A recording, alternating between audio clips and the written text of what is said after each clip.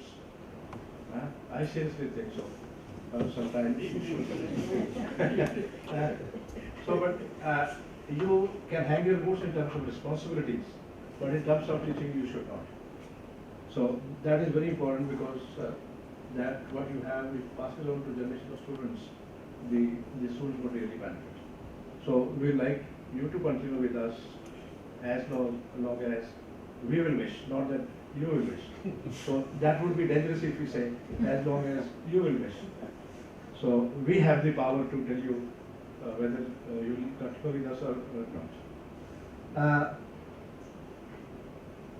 Is an extremely dynamic individual in the sense many times he will have meetings with the staff. Last time we had a meeting, and the meeting which Professor Ranjit Singh convened was with one big question, sir. He asked us, everybody, are we doing enough? Apart from teaching, are we doing enough for research? Or are we doing enough of what a teacher should do?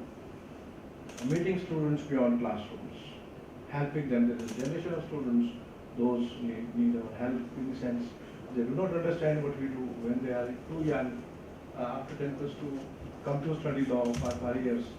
And in order to impress them, all of us, including me, we say that in the very first year you have to do 5 research projects. And the poor souls have not even no iota of what research is. So if we do not find time for them beyond the classroom, sit with them after 3:30 or 4 o'clock, many of them feel absolutely miserable. So that's what Professor Singh mentioned. And then whatever program the university would organize in terms of conferences, seminar, workshops, last year we organized about 50 programs. And I remember in one of the meetings of the General Council, Professor Bakshi said, are you doing them teaching?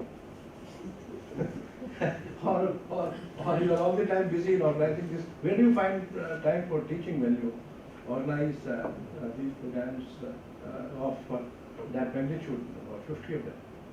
And I said, we have no Saturdays, no Sundays. And other days we certainly teach. But and at the same time we have some spiritual vacations where we have a mandate that those vacations exclusively belong to teachers. We do not even phone calls. We do not disturb, we don't send even an email. So don't worry now, it is entirely your time. You study, you research, you go around, see things. Today, National Law University, Delhi Professor Ranjit Singh is extremely proud, for one thing, that you chose to be with us. It's a great honor for us that you chose this place as your home, and we'll try to make your stay, and we will always listen to you. We will not mind any suggestion from you, because it's very important to listen to somebody enter to you, either in a family or in an institution, which is very, very important.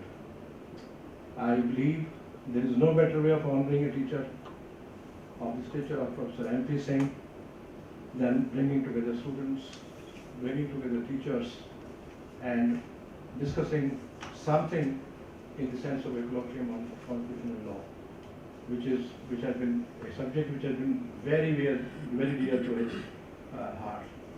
And given the eminence of various panelists which we have and the participants, I'm confident that the discussions today will be very intense and thought-provoking. I initially don't want to comment anything on the subject which we are going to have. I'm going to review the whole day, and in between I will have more inflections on the side.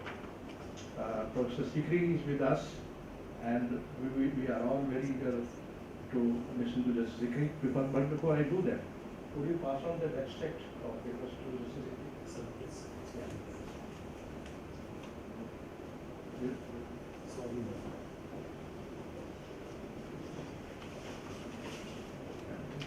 Okay. And finally, I welcome you all once again, and I wish this program to be very best.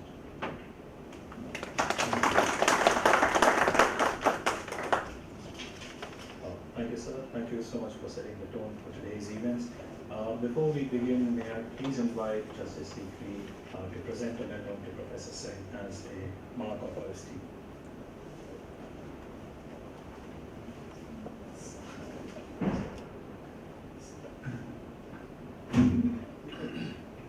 So give it like this, so I don't be able to. Yes, sir. Sir, is it?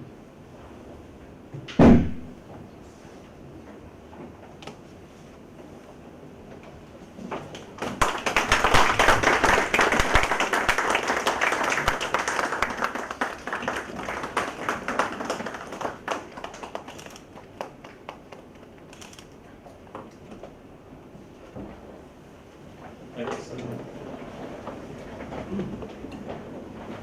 As Honorable Vice Chancellor correctly pointed out, today's program is just a humble attempt on part of numerous of the students to express our gratitude for an individual who has given us all for us.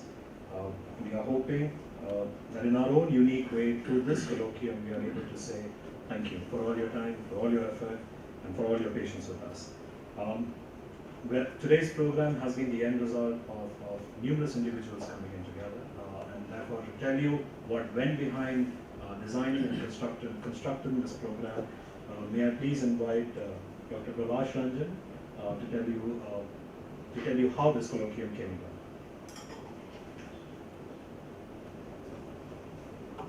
about. Thank you, Daniel. I completely agree with Professor Ranveer saying that it would be foolish to introduce Professor MP Singh. But I would certainly like to say, as somebody who was his student and also his colleague at NUJS, that what sets him apart from other academics is his humility. I think the reason why he was so popular among students and amongst colleagues and students at NUJS was that he was open and approachable to anybody at any time of the day. In fact, as the warden at NUJS, I used to get frustrated. Why does everybody just walk into the office of the Vice Chancellor and tell him whatever he wants to? But Professor MP Singh's office was always open for any student to walk in and share any problem or anything that they want to share. And that's the greatness of Professor MP Singh. As a former student and as some of the other former students, we thought that organizing a colloquium in his honor is the least that we can do for the tireless work that Professor MP Singh has done over the years. Apart from the great academic work he has done in the area of constitutional law, I think the other very important thing is that he has inspired successive generations of students. I think that is the biggest contribution that an academic can make, which is to inspire successive generations of students. And I think Professor MP Singh has been very, very successful. In fact, when I entertained the idea of becoming an academic, I had Professor MP Singh's image in front of me. So he definitely inspired me to become an academic, and I'm sure many other students. I'll just take a few minutes to tell you about the colloquium and the theme that we have chosen for this colloquium. As you can see, the journey of Indian Constitution, we the people and free markets. Now, why journey of Indian Constitution? Because journey of Indian Constitution has been journey of Professor MP Singh's academic life.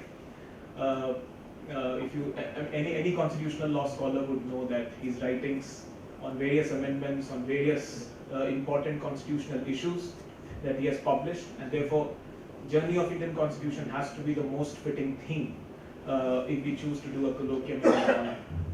But I would like to focus a little on we the people and free markets. Let me give the caveat that I'm not an expert on constitutional law.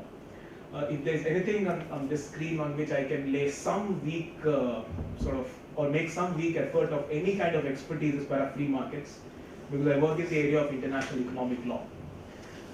Why did we choose free markets? We the people, because we the people is the opening words of the preamble, which all of us know. Free markets because in last 2 decades, India has moved away from the kind of economic model that we had earlier to an economic model which is driven by, I'll say, which comes very close to a capitalistic economic model. Now, is this model in spirit, in consonance with the Indian Constitution? And I ask this question because there are 2 arguments that can be made about the Indian Constitution being a socialist constitution. One, of course, is that the word socialist is present in the preamble itself. But the important point that we all know is that the original preamble did not have the word socialism. It was inserted in the preamble much later. In fact, during the Constituent Assembly debates, Professor K.T. Shah, a very eminent Constitutional Assembly member, had proposed to amend the preamble and introduce the word socialist there, along with other words like secular. But Dr. Ambedkar did not agree with this amendment. And if you allow me, I just want to read a little about what Dr. Ambedkar said on why he thought that inserting the word socialist in the preamble is not a good idea. And this is what Dr. Ambedkar said. Sir, I regret that I cannot accept the amendment of Professor K.T. Shah. My objections, stated briefly, are two, and I'll focus on the first objection. In the first place, the Constitution, as I stated in my opening speech in support of the motion I made before the House, is merely a mechanism for the purpose of regulating the work of the various organs of the state. It is not a mechanism whereby particular members or particular parties are installed in office. What should be the policy of the state, how the society should be organized in its social and economic side, are matters which must be decided by the people themselves according to time and circumstances. It cannot be laid down in the Constitution itself because that is destroying democracy altogether. If you state in the Constitution that the social organization of the state shall take a particular form, you are, in my judgment, taking away the liberty of the people to decide what should be the social organization in which they wish to live.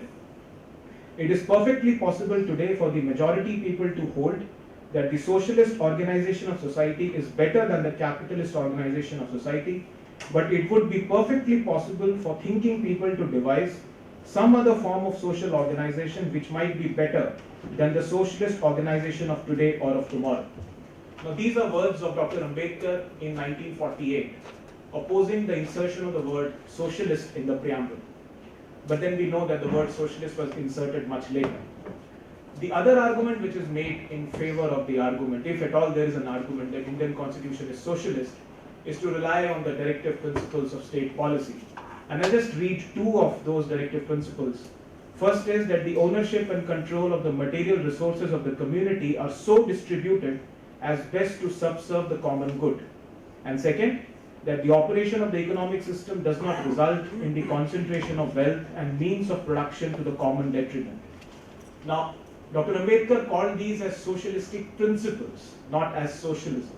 And if you look at these principles carefully, you will say that these principles can be achieved even in a capitalist society. In fact, if you look at all the modern European, Western welfare capitalist societies, they focus a lot on ensuring that concentration of wealth is not there, and they focus a lot on the common good.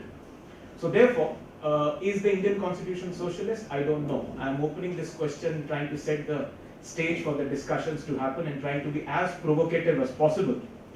But if the Constitution and the spirit of the Constitution is to empower people, that empowerment cannot happen till we fight or till we are able to pull people out of poverty. And we can pull people out of poverty only if the state has more resources. And for the state to have more resources, its economy has to grow. And the economy can grow only if its GDP grows. I'll give you one very small example from a neighboring country, China, where the GDP from 1980 till 2014 increased by about almost 30 times. It was 309 billion in 1980, and in 2014 it stands at 10,380 billion. Now, because of this increase in 24 years, China has been able to pull out 680 million people out of misery. And the extreme poverty rate has fallen from 84% to 10% now. Now, by saying this, I don't mean that China is a perfect example of economic model, of economic growth. Of course, there are problems. But these are some issues I think that we need to grapple, or that we need to focus on when we look at the journey of the Indian Constitution. And the papers that we have today are indeed going to focus on this theme, looking at socio-economic rights, environmental rights, international economic treaties, the use of Article 12 in defining what is a state, etc., etc. So my modest attempt here was just to introduce and set the scene for this colloquium, to to throw some light on what the theme of this colloquium is. Of course, academics disagree, and I'll be very happy to see different papers agreeing, disagreeing, critiquing, challenging, supporting this particular theme. I hope that all of us will have a great colloquium. Thank you so very much once again for turning up. Thank you.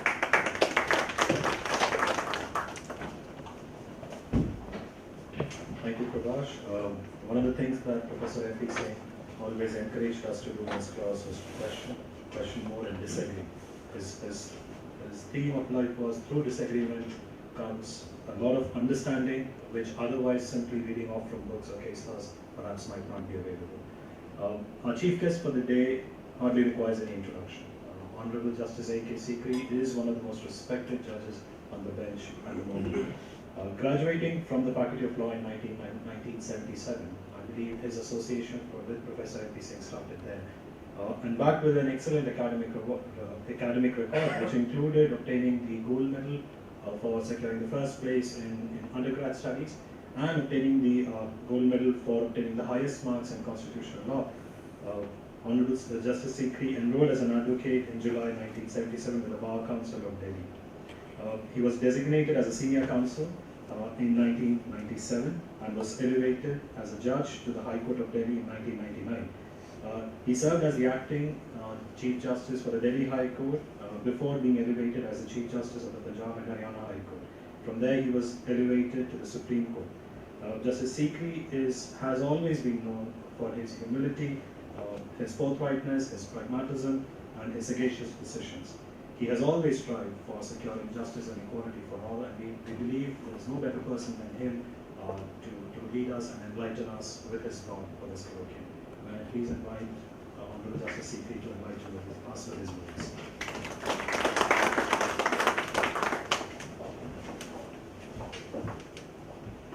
Thank you and good morning to all of you. It's always a pleasure to be here back in this NLU as and when I am invited. And let me be frank that I look forward for such occasions. And as far as today's occasion is concerned, let me commend the organizers, that is NLU, for organizing, and Prabhash in particular for organizing this colloquium in the honor of Professor N.P. Singh. As he is known as, and in the covering letter addressed to me by Professor N.P. Singh, giving me invitation for this function, he described him as the foremost constitutional law scholar. I can say most of us sitting here, which includes me, who is at the moment standing, are the great admirers of Professor Singh. He has been a teacher of outstanding caliber, who has churned out thousands of students, as Professor N.P. Singh said, and who have attained milestones in their respective careers. And all that credit goes to Professor Singh for the qualities which he inherits and which were described to you by my predecessor speakers. We all adore him. He is our idol and he is our ideal. I remember Swati had come to me about 5 years ago. She wanted to bring out a test strip on Professor N.P. Singh and gave me the honor, pride and privilege, including his son who was sitting here, to write a foreword to that book. So I'll start by extracting some passage from my foreword in that book, which not only depicts the personality of Professor N.P. Singh, but focuses on today's colloquium as well. I mean, it may be an apt to therefore start with that.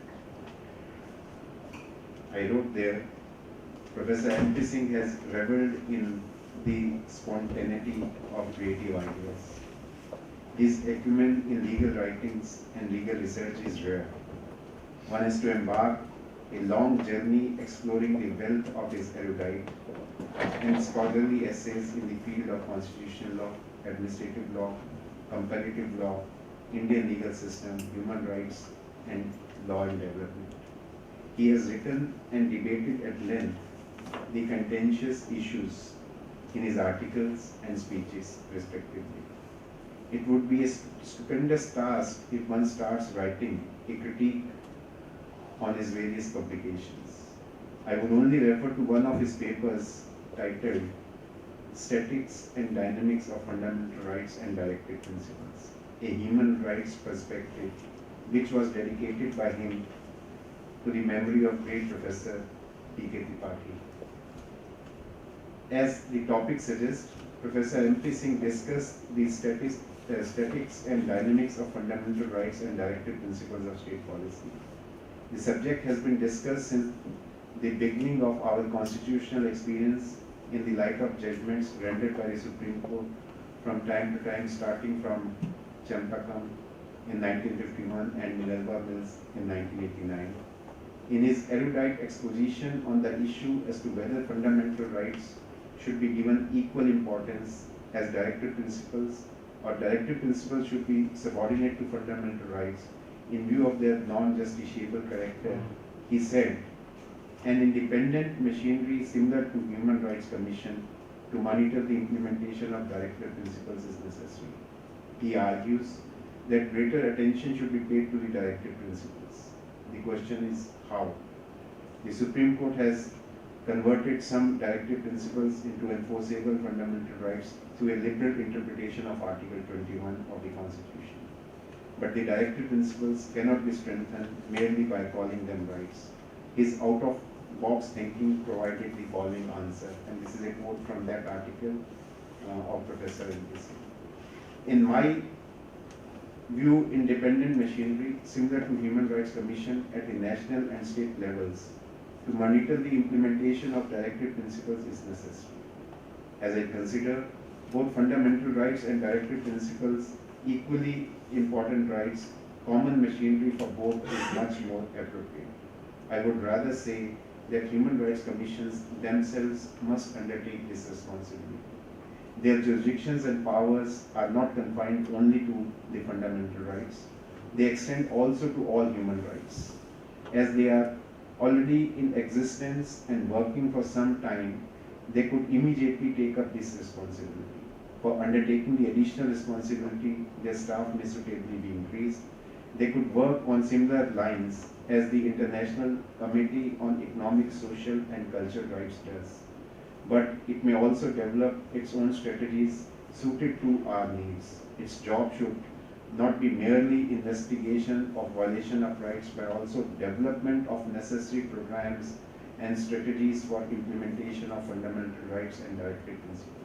Secondly, the non-government organizations should also take more interest in the implementation of positive rights rather than confining themselves to violation of negative rights. Finally, adequate support must come to the positive rights from the intellectual and academic communities who are also preoccupied with violations of negative rights. Unquote. Why I have quoted this passage and why I say that it is relevant to this, and it may be,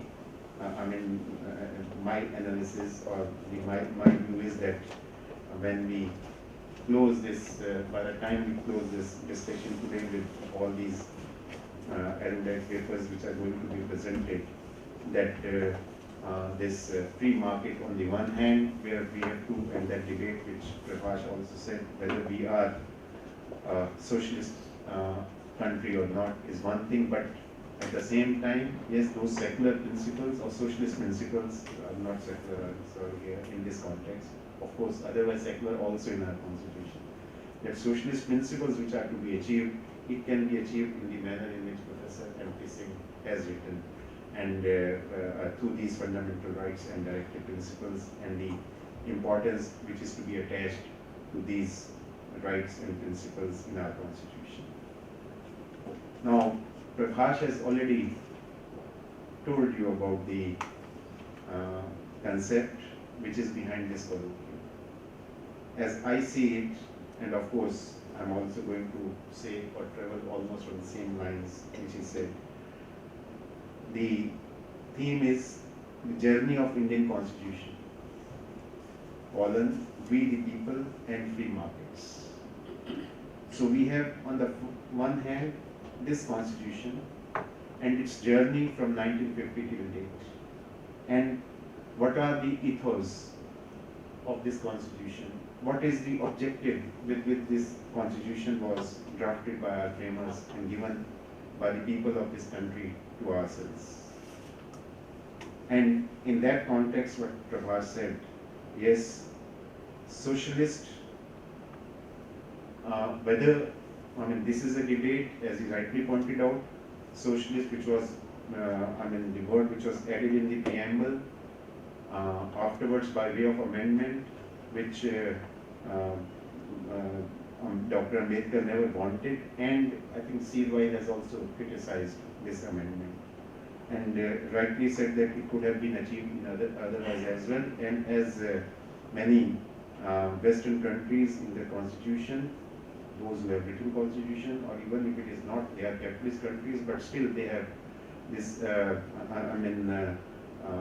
this kind of, say, dream or maybe this idea that they have to achieve a social, socially advanced economies where it has to be an inclusive growth, where everybody gets, everybody is benefited from such a growth. Now, as the preamble says about this sovereign socialist secular democratic republic, but thereafter, that is what the resolutionary part is, as Justice Lahoti in his book on this preamble has said, that it is contained in 3 parts.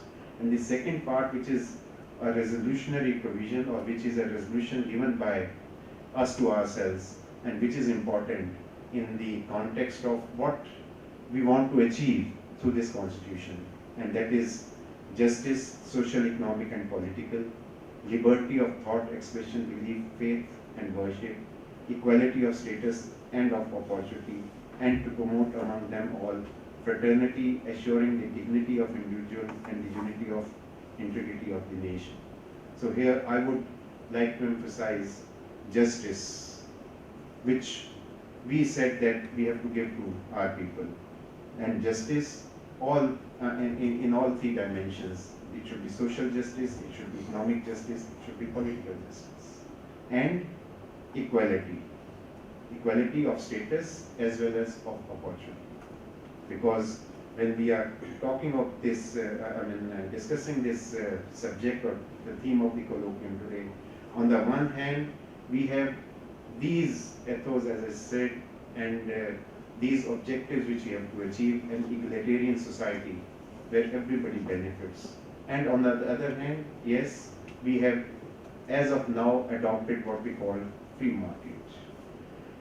Now, question is, when we gave ourselves this constitution, and let me travel through this history of our economic policy in the last, say, 65 years or so, after this 1950 when the constitution came into being. So this was the idea behind the constitution. At that same time, when India got independence, we were hardly an industrialized society. There was no industrialization as such. We didn't have any economic policy.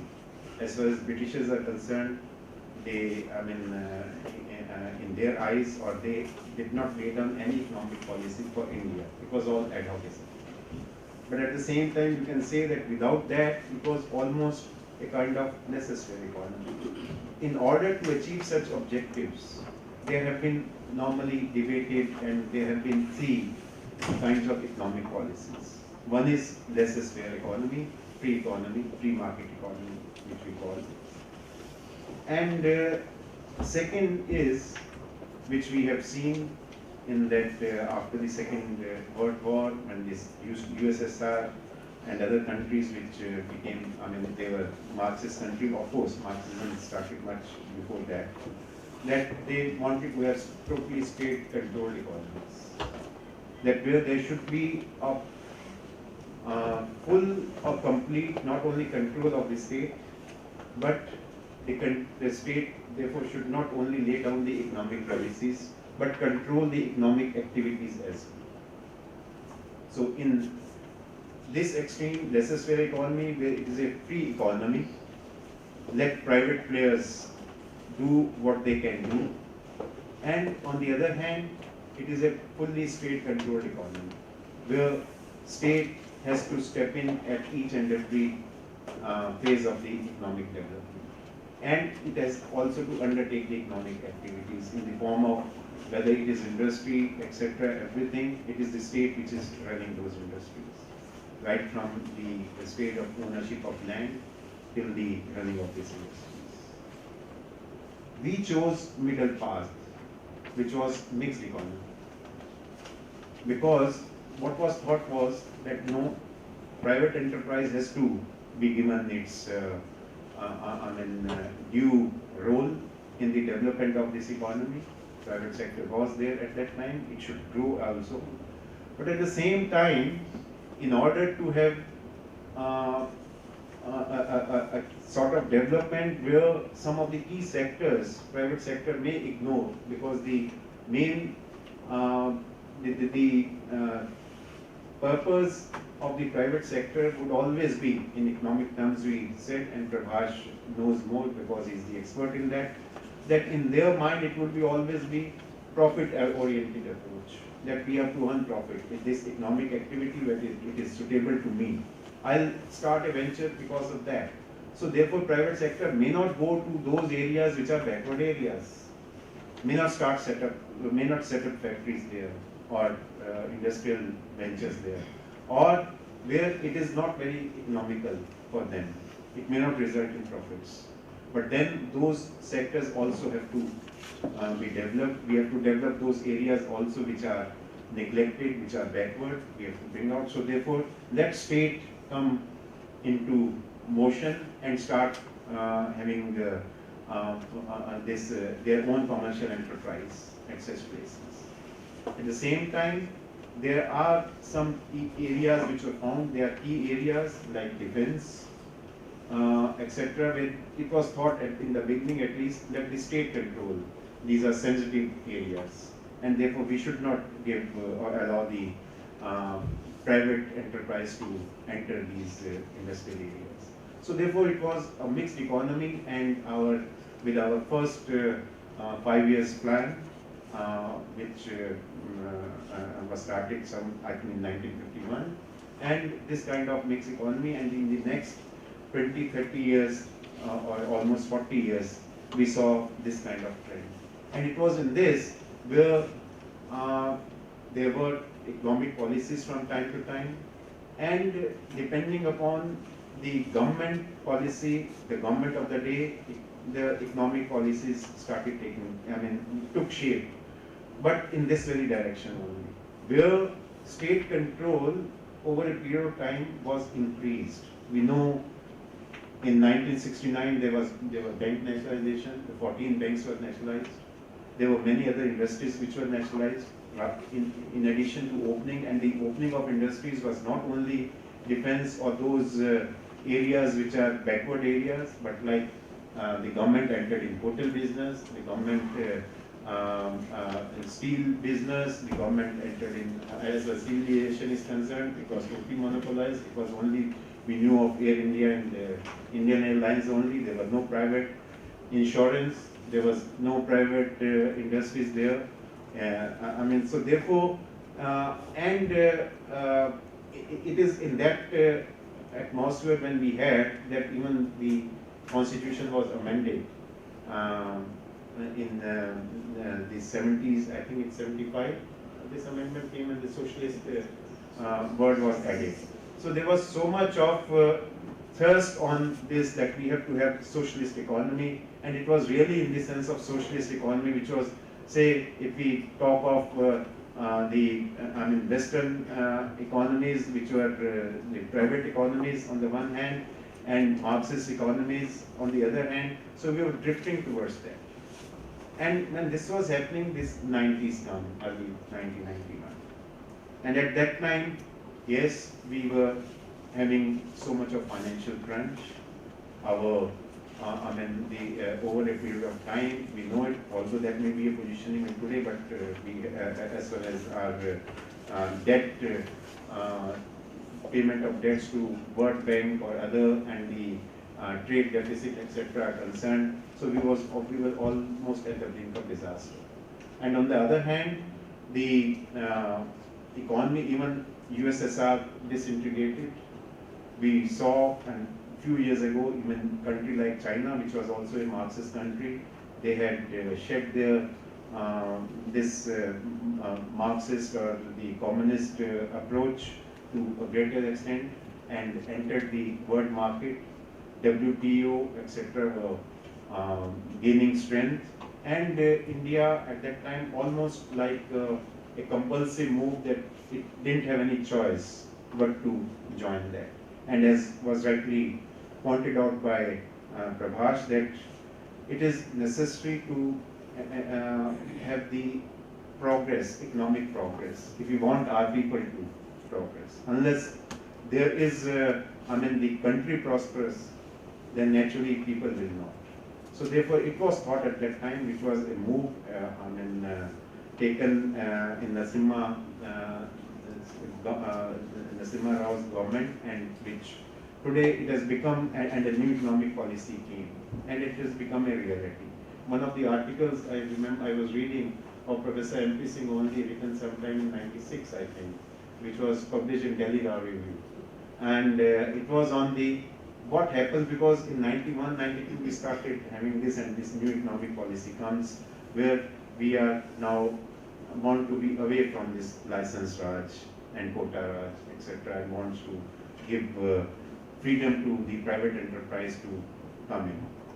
And whether this new economic policy, NEP or new economic policy, will stand the test of constitutionality was the theme of that article.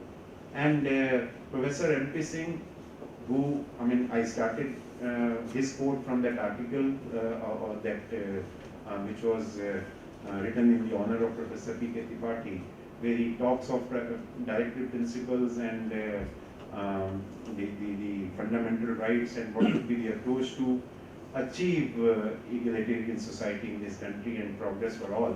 He also, in that article, I was really pleasantly surprised, and I was very happy when I read that article, and to note that he said that this NEP would meet the test of constitutionality, because these are the, first of all, the theory which is correct, that the economic policies, the what should be the whether it is economic policy or any other policy, the policy decisions are for the executive to take. It is for the government of the day, which has been elected by the people of the country, that what should be the, if they falter there in the next election, the people will throw them out. So therefore they have the mandate of the people, and if they come out with such policies, the courts have to give respect there. And then in this article he analyzes also how it doesn't offend any of the constitutional provisions as well, because any such policy can be challenged only on the ground that yes, it is unconstitutional, but that doesn't happen.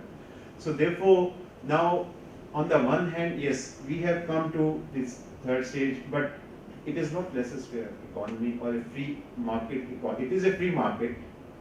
When it comes to enterprise, it comes to start up business, business by the private enterprise. And we know, I need not even explain that today, in almost every sphere, what we talked, and I said all those sensitive industries or other industries where the government wanted, so there is a phase of disinvestments, the government doesn't want, and it wants even the industries which they had, let it go to private enterprise, and even, to great extent, even in defense, the way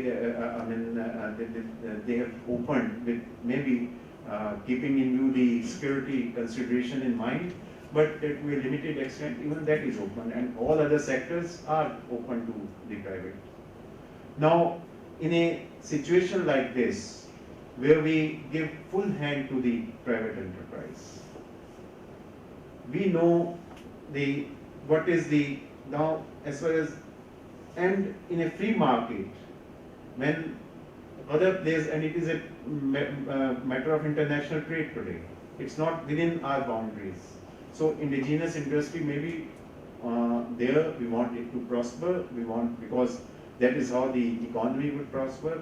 Our government and the new government of the day, of course, it is carrying out the what started in 1990, and it's not that one government or the other government can take any credit for that.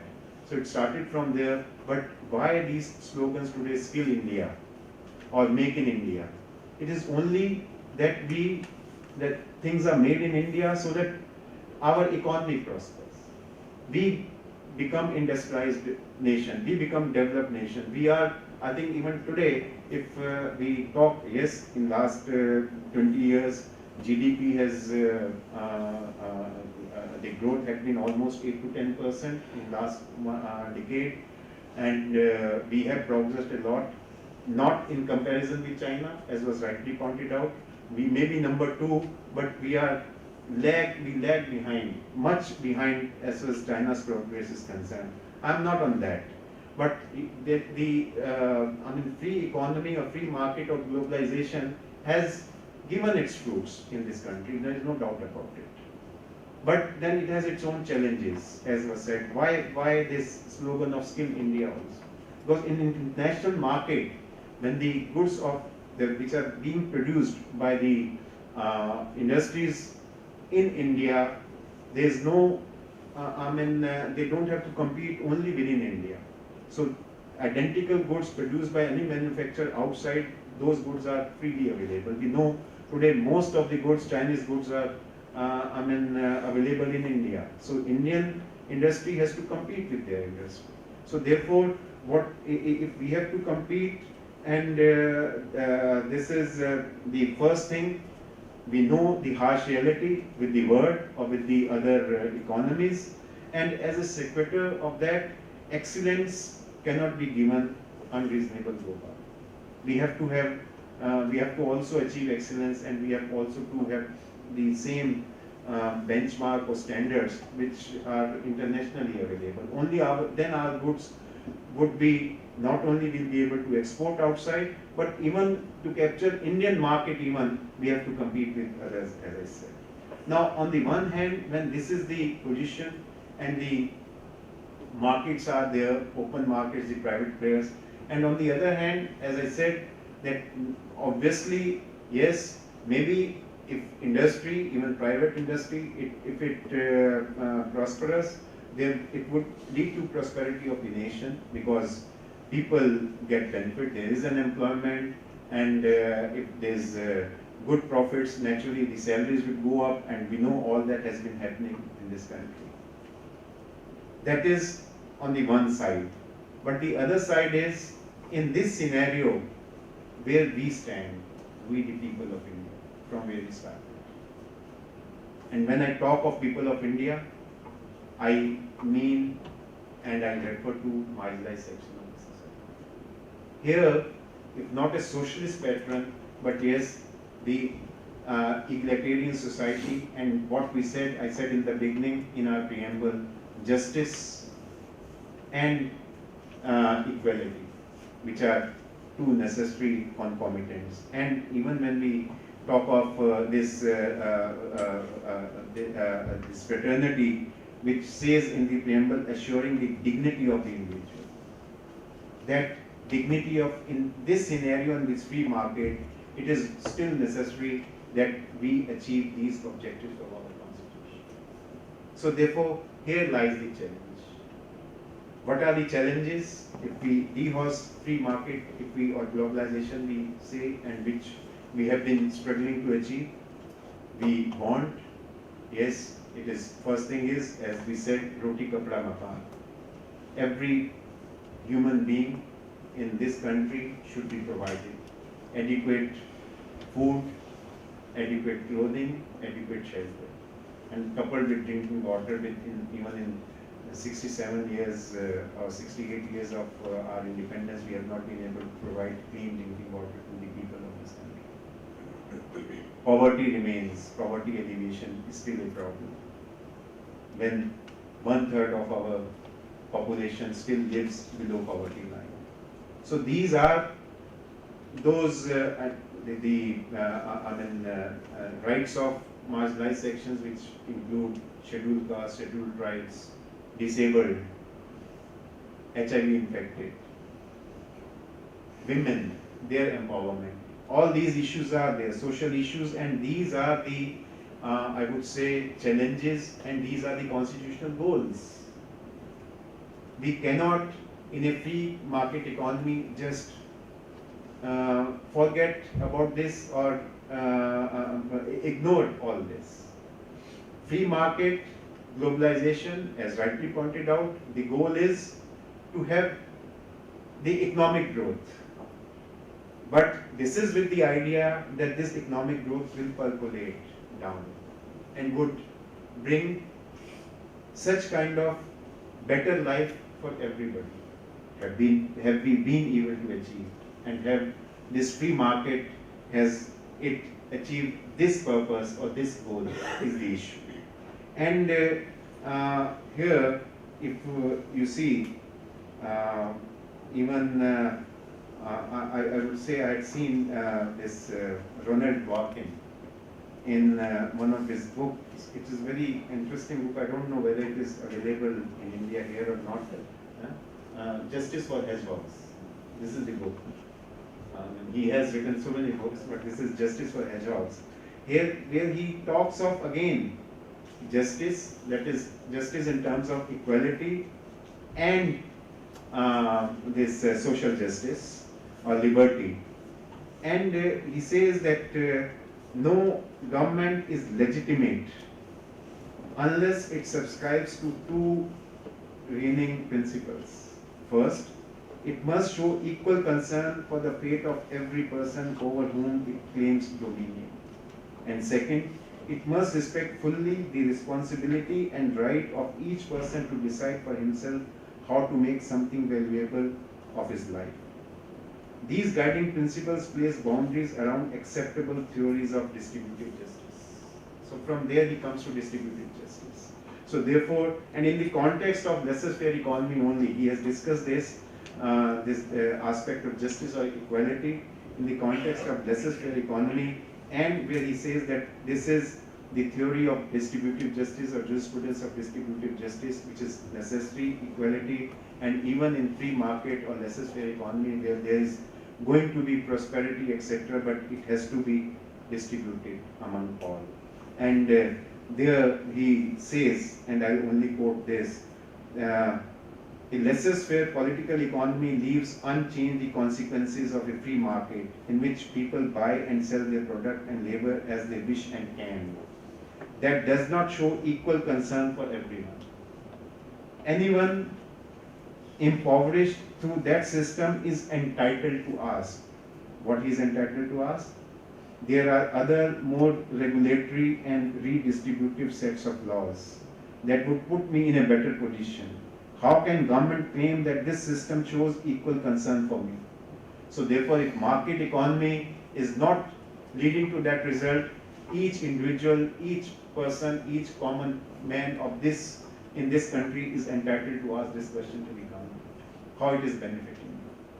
And therefore, this has to be kept in mind, the distributive justice. And in this context, if you see, even the word WTO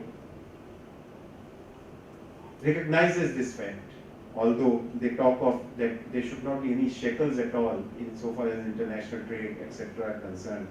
And Copenhagen Declaration in 1995, it was at the World Summit for Social Development. They said that this free economy, it is accompanied by, on the one hand, and this is therefore what I am trying to emphasize here, it is not a phenomenon only in India. This is a problem which is recognized everywhere.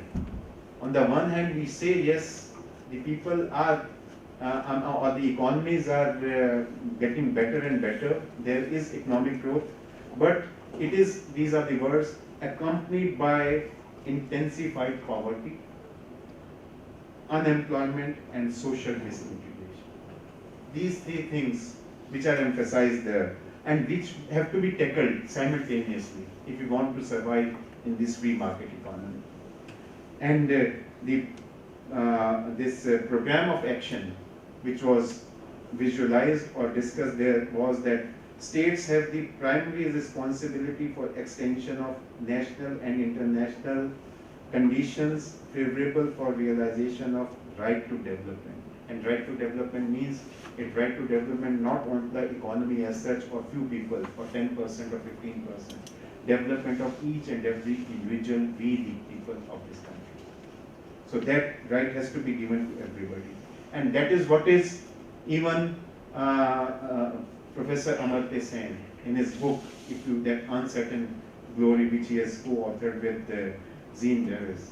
He says that he starts with this. India, after becoming a free economy and entering globalization, has achieved many milestones, but still we lack in many things. And one thing, apart from other things, one thing which he points out, of course, other things which he says that we still have illiteracy rate, which is very high, child undernourishment, which is there, and even maternal mortality rate. These are some of the problems which he highlights. But more than that, what is the theme of that book, which I understand, is that we have not been able to achieve inclusive growth. The benefits of this liberalization or globalization have not percolated down to the commoners. And that is the challenge. And in this challenge, yes, I have seen, I asked Professor Ranveer Singh to send me the gist of these papers so that I understand, because the program which was sent to me, they were, at that time it was only written session 1, session 2, session 3, so I didn't know even what these sessions are about. But then after coming to, seeing this, I have, these are the topics, some of these topics are really, really very, very important and relevant in the discussion. Now, first thing is, as I said, international trade, when there are no boundaries. At the same time, we have to protect our industry as well. So they have to, and this is recognized by WT as well, that it doesn't mean that if it is international trade, some economies or some industries in other countries, they dump the goods at a price which is much lesser than the ordinary price, intentionally with the main objective of immediately harming the indigenous industries and then trying to take over that indigenous industry. That is where anti-dumping duty, and that anti-dumping duty regime is recognized, and even WTO said that, of course, that on this there is an agreement at WTO level which all the signatory countries have to subscribe to that. It's a very strict regime. We have heard one very important matter last week only, and I think we will be pronouncing judgment on Monday or Tuesday on this anti-dumping. Of course, the issue was nicety in differences, but in the process, I have mentioned much about the concept of this anti-dumping and all that. And one of the topics is there on that, which is very relevant. Another thing which we see, yes, we want to progress, we want to compete with the developed countries, we want to be as good as those developed countries. Industrialization is needed, but at the same time, whether it can be at the cost of environment. That, of course, environment is one of the constitutional goals, maintaining that, and it is rather, it has its roots in humanity. And therefore, the concept of this development, what we call, which is that expression which is known as sustainable development, thank you, has become very, very important in today's. So there I find somebody is speaking on this environment as well. Other thing which I will say is about health services. When the patent regime, when it is international and the drugs, etc., coming from outside, on the one hand, yes, and they can fix their price, everything, But on the other hand, we have Article 21. We have those people who are not able to afford those kind of drugs. Of course, up to now, one case, Navratris, the Supreme Court has been able to show and say that Article 21 is more precious in a way. And I salute to the judges who gave that judgment. Another thing which may not be there, because I am only touching this and then finishing, because I wanted to be, I had decided 2-3 days ago that I'll also sit throughout the day. But then there were, 2 or 3 engagements which I had to fix yesterday only. I couldn't help it, but of course I would like to have all these papers. But about the labor rights in this country, the way, and here I would say that even Supreme Court has not been able to, after, yes, the approach which has changed because of the change in economic policy, and there can be a detailed analysis or critique of many of the judgments of the Supreme Court if we see pre-1990 era and after 90 era when they have drifted. And of course, balance is to be maintained. Maybe one feeling was that the workers in our laws under Industrial Dispute Act or other labor laws are given much more protection than what is warranted. So it is affecting the industry. To some extent, rightly so, I would say that. Because of my experience of, as a lawyer, labor was one of my, labor laws practice was one of my fields, and judgments given as a judge also on this. But what we find here is, without dilating much on that, but we have drifted too much on the other side. So some balancing, some to that extent has to be there. Yes, there can be a matter of debate on some other occasion. But I will end with another very, very important subject which has been chosen, and I think that is by Dr. Surya Deva. It relates to employment. Today, or up to now, we had public sector in a mixed economy, which was thriving, and there were hundreds of public sector undertakings. Government, of course, is there and would remain where employment is generated, but with more public sector, it was there, and the definition of state under Article 12, which covers public sector. Because of that, it is the public sector which was always also and is still under obligation to have reservation for scheduled castes, scheduled tribes, disabled persons, OBCs, etc. But when that public sector is diminishing on the one hand, and even that is being privatized, and private sector doesn't have this. So how to ensure this as far as employment to persons belonging to these communities is concerned? So therefore, we need a relook to the definition of state under Article 12. That is the, because from the this abstract I could find out, and it is going to be a very fascinating debate on this Article 12, whether we need to now change the definition of state itself under Article 12 to cover the private enterprise, at least to some extent, that they should be guided by, or they should be, they also should have responsibility of giving representation to these kinds of persons, these kinds of categories. So these are some of the issues, some of the challenges which free market economy throws as far as our constitutional goals are concerned. How we have to achieve it is, yes, has to be the combined efforts of the government, the judiciary, the NGOs, and the way we interpret in today's scenario, the way we interpret our fundamental rights and directive principles, from where I started by quoting Professor Anderson. So I wish good luck to this colloquium, and hope that it is going to generate very lively debate in the process, and I look forward at least to have these presentations. Thank you very much.